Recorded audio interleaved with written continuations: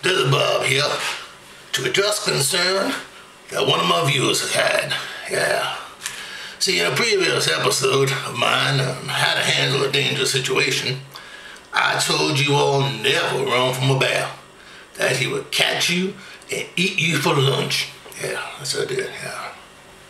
Well, my viewer writes in, my viewer who named nameless, you know, I wish people would start signing anything, but I don't know.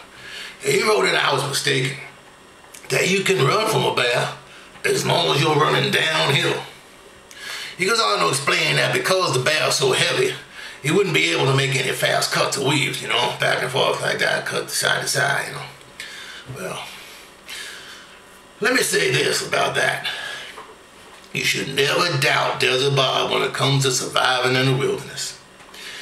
If you do a little more research, not only will you find you're wrong, but I'm here to tell you I have personally experienced the 100-meter bear run. Yes, I have.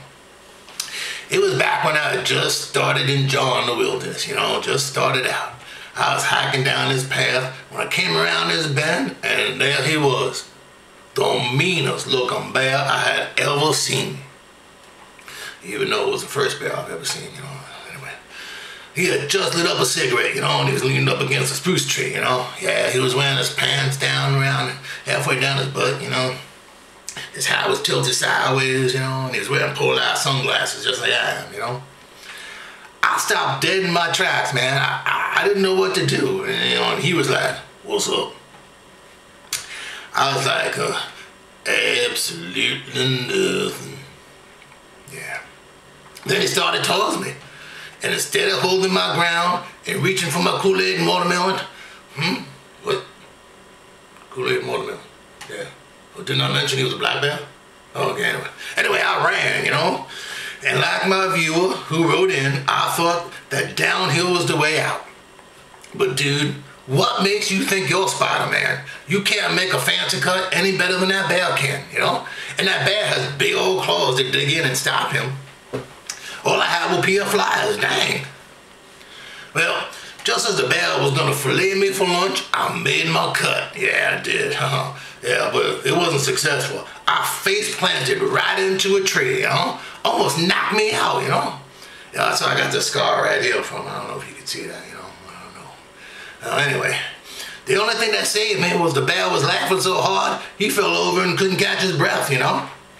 He was laughing so hard he crapped himself, man, really, yeah. The Chattanooga Choo-Choo had left the station, he all did, Which made me start laughing, man. We were both laughing, you know. We could hardly stand up, you know. Then the bear was like, you know, go on, get out of here before I lumberjack your behind, you know.